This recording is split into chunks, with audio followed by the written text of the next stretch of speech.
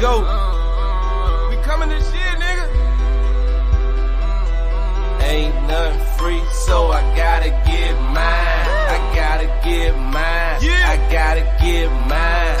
Ain't nothing free, so I gotta get mine. I gotta get mine. I gotta get mine.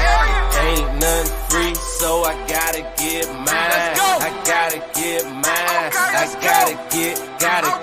Ain't nothing free, so I gotta get mine. I gotta get mine. I gotta get mine. Hey, let me elaborate.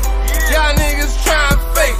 I've been out here getting cake. It been a process to get my money straight. I remember them broke days when I ain't thought they could control. I just kept that hammer, homie, nigga, knock out your soul. If you ain't got my money on time, you better cash out. If you do that bad business, homie, don't even give me that. I've been staying out the way cause I ain't doing no dead time. Cause I ain't got time for you, little homie, I'm getting mine. Coolest nigga in the world, but don't try to test me. I won't never lead you astray, that's why the Lord bless me. I need no attention, I just keep the extension. I was me against the world, so I'm feeling like Pop. Chasing all his hundreds like I'm Zeke, but I'm from the block. Monetize the flow, just follow the formula. If you ain't trying to get that bread, then I'm ignoring ya. I'm looking for a way out, cause I'm trying to go global. These niggas ain't on they hustle, they ain't even mobile. These niggas ain't no soldier, that's what a nigga told ya. Elias Cash, nigga ain't nothing free. So you know how it is when you be coming to DC. Ain't nothing free, so I gotta get mine. I gotta get mine. I gotta get. Ain't nothing free, so I gotta get mine. I gotta get mine. I gotta get. I'm the realest in the D.O.B. Let me elaborate. Salute, brothers. Peace to y'all. Hope y'all having a good week. Everything going well for you. She in the rain. I was sitting here talking to my homie because the way everything's set up right now, I got 2 jobs I gotta get to, and they job for, I ain't gonna lie. They job stretch. So I in turn decided to go ahead and let's go halfway there. Hey, we'll bed down for the night. My bad. Give me for yawning because I ain't bored. Forgive me for yawning, just tired. We'll bed down for the night. Go first thing in the morning in the AM and knock both these jumps out, and we'll make a profit of anywhere from, let's say, $250 to $2 grand, because that's my reality, and that'll be tomorrow. But I was talking to one of my homies by the name of well, no, I'm not gonna give his name. You know who he is. Let me just say it rhymes with Justin, and I call him Justin for the sake of the story. And Justin brought up something about how he had to go through it to get to it, which pretty much was Justin having to drop the trans in a dually real quick, smack the new one in. He did it by himself, and he did it at a shop that he'd already put work in for. He didn't work for the person that owned it, but directly, but he had looked out for him. And he was explaining to me how that individual left an impression on him. He's like, yeah, he pretty much looked out, but he also hit him on the hip on some grown man shit. Like, yeah, I ain't gonna see you struggle, but you gotta work. And it reminded me of an individual that when I first got into the trade, that more or less did the same shit to me. His name was I don't know if he's still alive, but His name was Dave Rogowski. And Dave was a hard motherfucker, dog.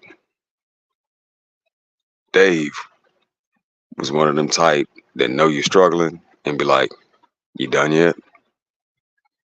You just saw me motherfucking wrestle this fucking transformer in by my goddamn self after using the come along to jack this son bitch up and then get the wire in the back. But nah, Dave, I ain't done yet. God damn it. And he like, yeah, I know. And he just walk away. Dave, on the very first electrical job that I ever did, right? They sent me out there and he was the foreman. And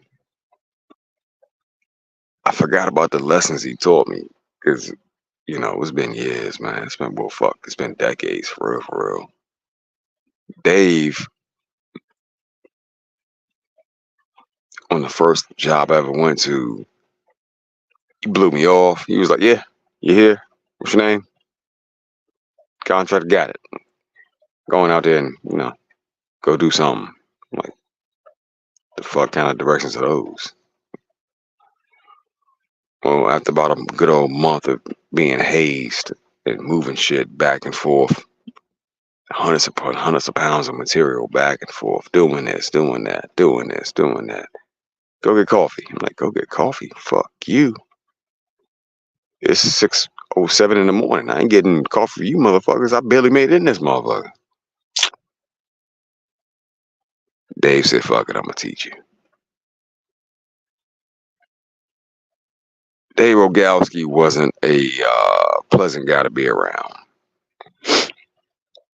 Dave was kind of cold, kind of callous, you know what I'm saying? Then I'm pretty sure from the name and the sound of my voice, you can kind of ascertain the fact that we ain't quite look the same. We two different nationalities, you know? After that month of hazing and going through the bullshit, he started teaching me himself about the trade, about being a electrician and all that comes with it, the responsibilities. It's the reason why we bolt this shit down.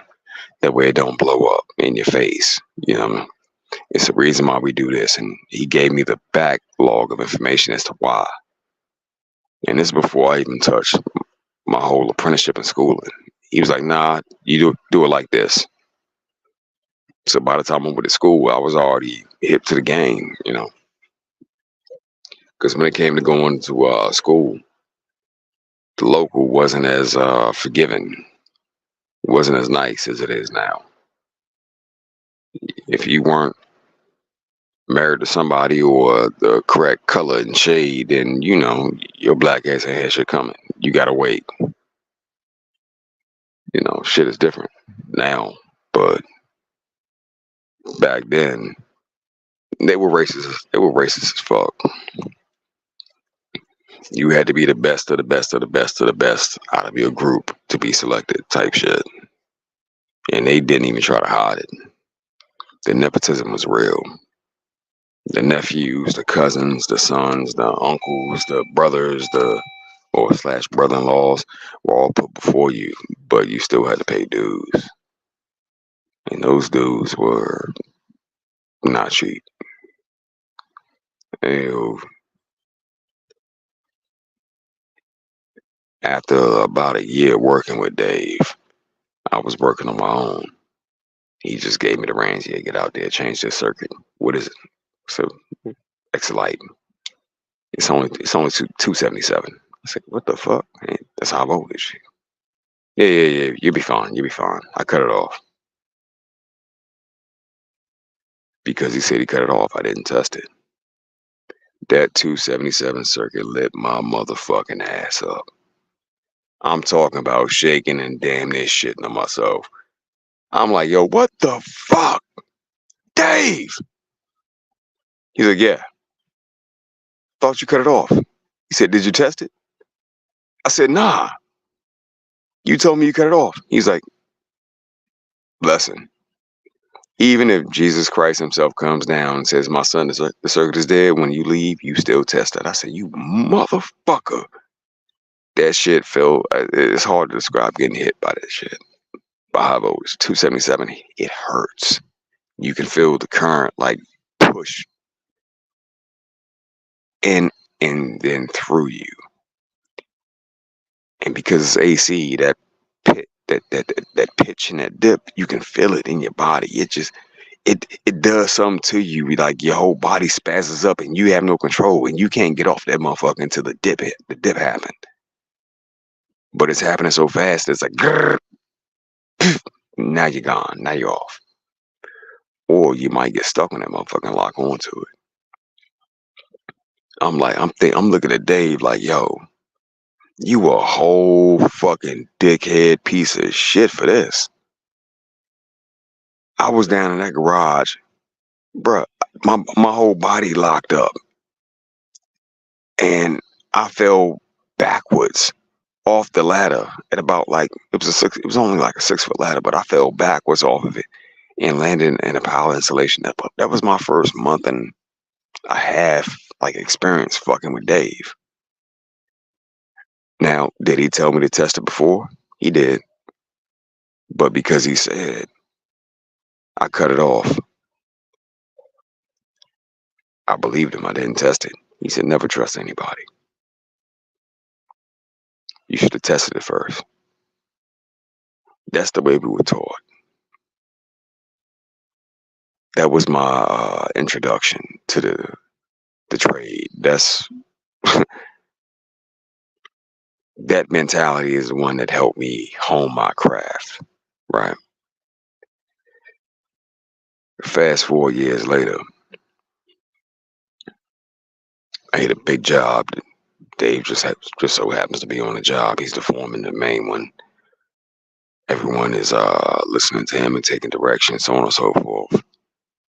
He sees me. He's like, "Hey, contractor, come over here. We need to do this, and this." I'm like, "I bet." He lays out the whole plan for me. I'm like, "I bet, Dave. Got you." Being as though you're the one that brought me in to the trade and gave me my first introduction into how shit really works and how it goes and how it flows. All right, Dave, I got you. You taught me some shit. I can appreciate that because I've been using what you taught me this whole damn time. Dave was an older motherfucker and he was getting ready for retirement. You know, he was very no bullshit to the point kind of person. He didn't have a whole lot of time for niceties and to be pleasant and shit with your ass. He was like, yeah, this is the job. We're gonna do it and this is how we're gonna get it done type person. And I respected that part because I'm like, yeah, it is what it is. Let's go. Dave transitioned his role of foreman in running that project over to me. And when it was happening, I didn't realize it was happening because I'm like 22, bro. I don't know shit. I got into the trade in my early, I think when I was like 20. Just out there doing what I'm told type shit. Head down, move. Well, this job occurs and it's a whole fucking mall for our area, which is a pretty decent sized mall, and we like shut half this motherfucker down. So now you got your standard 120, 240, 277, 480 just hanging up in the ceiling, right? It's coming from different places. I had to track all that shit down, figure out where it started. Like, I could see where it ended, but I had to figure out where it started, what panel, lockout, tag out, cut breakers off. I'm literally running the fucking job. And this is all due to the training I received from Dave. I never forgot how bad that fucking circuit hit my ass in downtown DC and I fell backwards off that ladder fucking with Dave though. I never forgot that part. I was like, you son of a bitch. I was still mad about that. But I learned.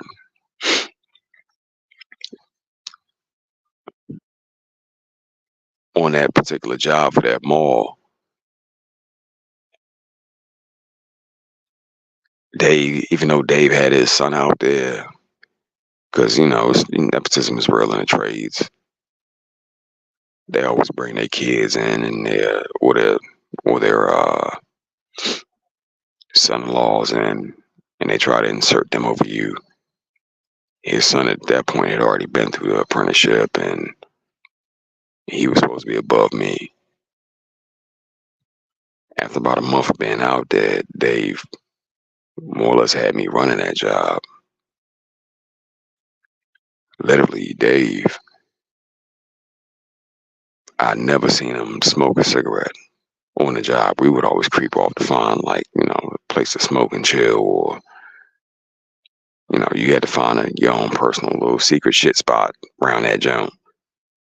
Shit spot, place you can use the bathroom outside of the Porta Johns. Somewhere where you can relieve yourself in peace. Be it the Dunkin' Donuts or the Starbucks or whatever. A clean place to handle your business and come on back in. And you got to do that for every job. So we coined the term shit spot, secret shit spot. And you ain't want everybody, and you couldn't tell everybody about your secret place because that you went to go relieve yourself, because then they flood that motherfucker. And there ain't nothing like a bathroom filled to the brim of bowel, and the whole time you told everybody about it. Nah, fuck all that. This is my secret place I'm going. You motherfuckers won't know about it. But after about like a month and some change of being out that joint, I'm on a job with Dave, this hard, fucking aggravating workhorse, go 24/7 dude.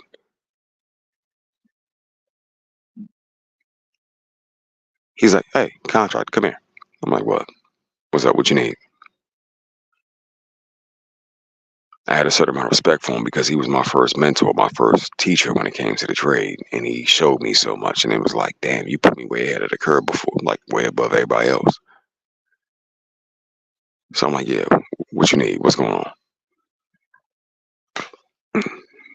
We step outside. He's like, follow me, whatever. We step outside. He's like, give me a cigarette. I said, give you a cigarette? I never seen this man smoke a fucking cigarette. I'm like, what? Yeah, give me a cigarette. I'm like, okay. I gave him a Newport because that was my brand at the time. He said, not a Marlboro. I figured that. I said, fuck you, Dave. Fuck you, Dave. Fuck you.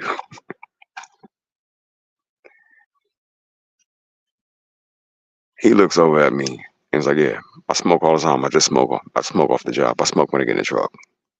And I smoke at home. I said, damn. Okay, so you have enough willpower not to smoke all goddamn day and be involved in these stressful ass fucking projects and not light up. Okay, respect.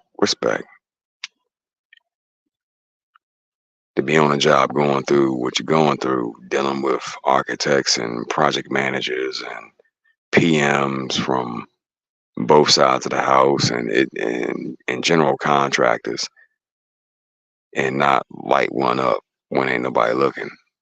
You wait till you get home for that. I learned something new about you, sir. Your willpower is strong. Dave then laid out to me the fact that he's about to retire.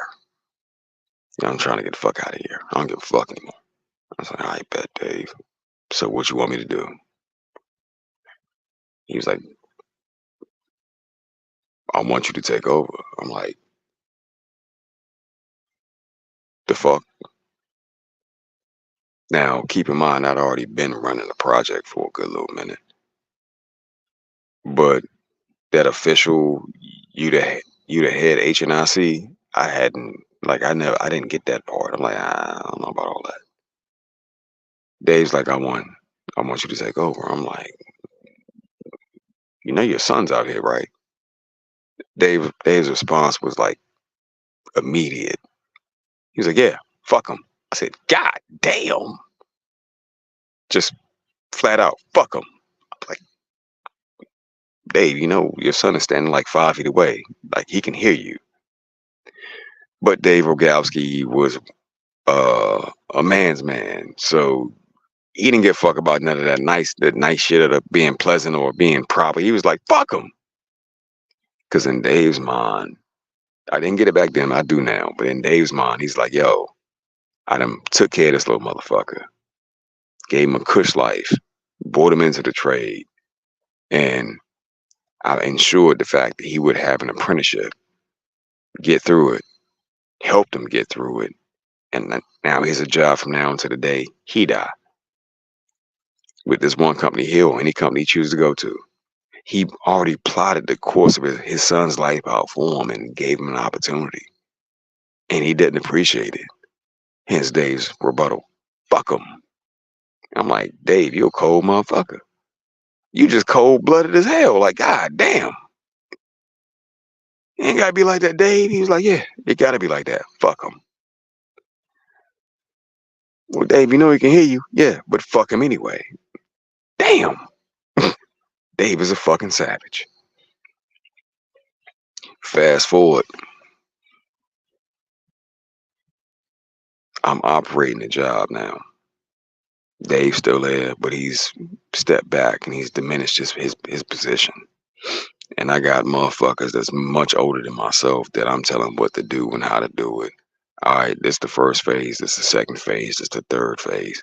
That man groomed me from Jump Street as to how to run a job, from the smallest fucking part, that Exolite, and how to handle that, to hanging a fucking transformer in the air with a fucking come along by my goddamn self. Then hooking that son of a bitch up after we get the Kindorf up, or we had to hang rod off the ceiling and then strap it down to the Kindorf or whatever. He trained me on how to do it and do everything correctly. You forgot the fucking lock washers. The lock washers, yo. This motherfucker loosen up over time because it's gonna hum and it's gonna swing and sway. He had me running motherfuckers twice my age round.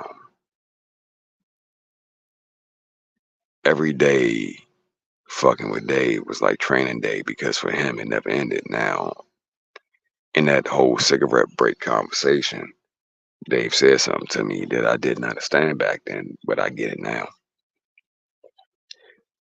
Dave Rogalski, for those of us that are of a melanated persuasion, you know, we can kind of tell what the name mean or where they may be from, but not always. You see, Dave Rogalski was Polish, and Dave told me flat out during a cigarette break in our conversation why he moved the way he moved and why he acted the way he acted. He told me, you know, we were the niggas. He didn't say nigger. No, bro. Niggas. When we first got here. I said, what? I'm thinking like, but you were of Caucasian persuasion. He's like, yeah, but I'm Polish. So just off the name alone, when he entered the room, his name put a smudge on him. So he had to be the hardest motherfucker around, and the smartest motherfucker around, the toughest motherfucker around. He had to be the motherfucker that's working Saturdays and Sundays and all the overtime, and you can't say no. When he first came in, he came up. And that lesson about, I told you I cut it off, but did you test it? Well, come to fucking find out, that's how they got him. They almost fried him. All because he was Polish. Now, don't get me wrong, he looked just like any other European motherfucking man, but his actions and his energy was way different. His energy was like through the fucking roof. Even getting ready for retirement, his actions and energy, it never fucking changed. And I developed a deep respect for him because just coming into the trade, he showed me how to move and maneuver, you know what I'm saying? Every day around him was training day. It's like, you know, you just started, and every time you get a little stronger, he's the coach that throws 5 more pounds on the weights, 10 more pounds on the weights. Yeah, you stronger than a motherfucker. You benching 1,000 pounds, but yeah, what about 1,005? What about 1,050? He was that dude. He was like Mickey from Rocky without the heart problem. You know what I'm saying? So years later, me going out to that job after I became, you know what I'm saying? I'm the dude that's running shit and making everything happen. He prepped me to fucking run that goddamn job, bro.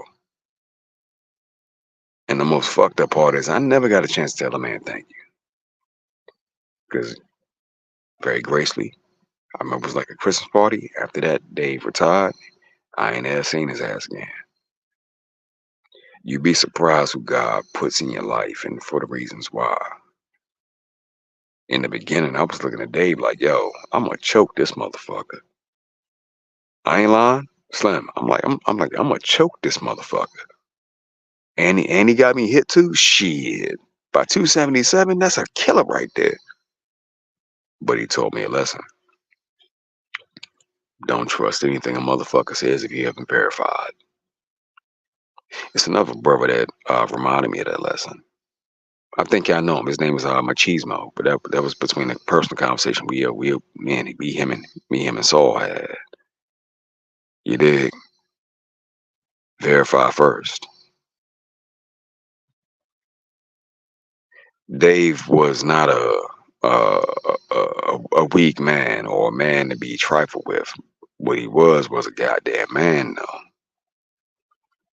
And he recognized that trait in me and then said, fuck my son. Come on over here. He's a pussy, he's weak. And just called it just like that. And it fucked me up. I was like, damn, this motherfucker is a savage. This motherfucker is a whole fucking savage. And you just said it in front of him like, you know, you ain't gonna get old one day, and he might not push you down the steps. Fuck it. Is what it is. He showed me so much fucking shit that by the time my 4 years came, right, in my apprenticeship, dog, I was damn near like a fucking master electrician. And from job to job to job to job to job to job to job I went to, I was always the head HNIC. Why? Because that nigga know his shit. You know who started me on that path? Dave. A non-melanated man whose skin was as clear as fucking snow, salt and pepper head with a bad fucking attitude. Showed me more shit than some of the motherfucking people that look just like me that wasn't working with the same company. They wouldn't teach me nothing because they thought I was a threat. Dave said, I'm on the way out. What you want? What you want to do? Straight the fuck up.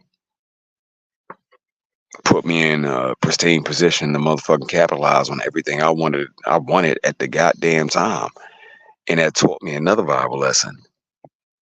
Not everybody who look like you is gonna be your motherfucking friend. Sometimes it's some of the people who don't look shit like you that will look out for you the most, man. I met other people throughout my life, especially when I went to fucking Gardez, that didn't look like me, that looked out. My homie Big Mike. Big Mike is this big ass, bald head, looked like a fucking skinhead, 6'16" ass, redhead dude, because he had red eyebrows, but even though he was bald headed in the sun, bitch. Best motherfucking friend of the world. We didn't bled together out that bitch. We didn't looked out for each other out that bitch. Treated me better than some of my own people. So you'd be surprised who God put in your life for you to learn from, and also who will protect and shield you from certain shit. It's not always gonna be your skin folk. But I think I'm done with my rambles. Damn. 4 views, 17 comments. God damn. Y'all do know when I do this shit, I'll just be talking and I don't look at none of this, right? My bad. I'll be missing. I'll be missing it. Yeah, let's see. Comments. Quiet Storm, Broken Blade. Quiet Storm, Broken Blade. Yo, salute to you, brothers. Tevin King.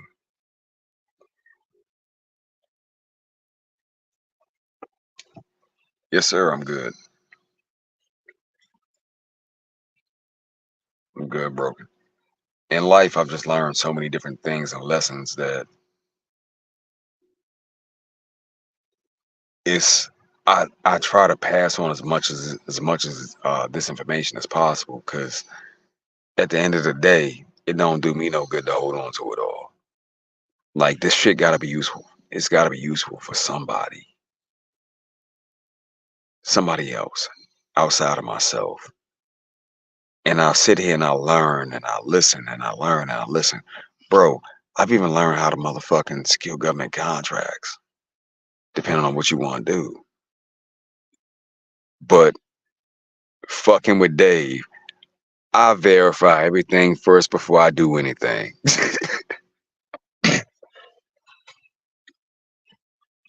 Excuse me.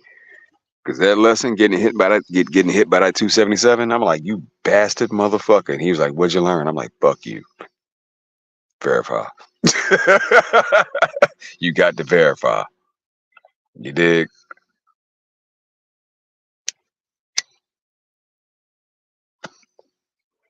But learned a lot, bro. Learned a lot.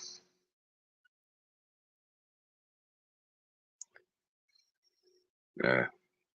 Anywho, I want to get that ramble out. Every day was training day. It wasn't a bad thing though. It wasn't a bad thing. You know, you test your metal and you go back through the fire, you test your metal, you go back through the fire, you test your metal, you go back through the fire, and you come out. You come out good. That old motherfucker showed me something from the cause when I went through my apprenticeship, it was all the old heads that were just like made out of something different. They hard motherfuckers, hardened over years of work. I'm saying motherfuckers walking around with their hands looking like, think their fingers looking like damn near sausages. They've been working so long that the muscles in their fingers are fucking bigger than the average. They didn't need a voltmeter. They could just grab the fucking wire and get hit and be like, ah yeah, that's 240. Yep, that 277. My nigga, that's 480. But they built up such a fucking layer of calluses on their skin that they could just do that shit, and it wasn't about nothing. Or lick their finger first and touch the bus bar on the panel. Just made different. All them dudes was getting ready to retire, so I was able to absorb a wealth of knowledge from them, and it's like, damn. Individuals like Dave Rogalski were putting as much information out there as possible before they went ahead and sat down. And I got to be around that. And now I'm getting older. I can't do shit but respect that. And to a certain degree, I'm doing it in my own way. But these were some manly motherfuckers that didn't give a fuck. I'm pretty sure Quiet Storm can vouch, because we're around the same motherfucking age. And literally, the drill sergeants you had back when you was coming through ain't the same as now. It's totally different. Motherfuckers would smoke your ass just for the sake I'm bored type shit. Versus, you know, here's a stress card. It's different. It's way different, man. Anywho, reflecting and rambling and remembering, man. Reflecting, rambling, and remembering. But I ain't gonna hold you, man. I'm gonna do a part 2 to why you can't take your arm off. I wasn't quite satisfied with that, because I was angry when that happened. Well, when I did that, and being angry and trying to talk and speak life is not conducive. So, y'all brothers be easy. Y'all have a good night. Y'all have a blessed, productive week. Keep pushing. And it's always a reason why, and it's always a way through, bro. It don't be seeming like it sometimes, but it is. I'm out here fighting a good fight with you, fam. Y'all have a good one. Peace.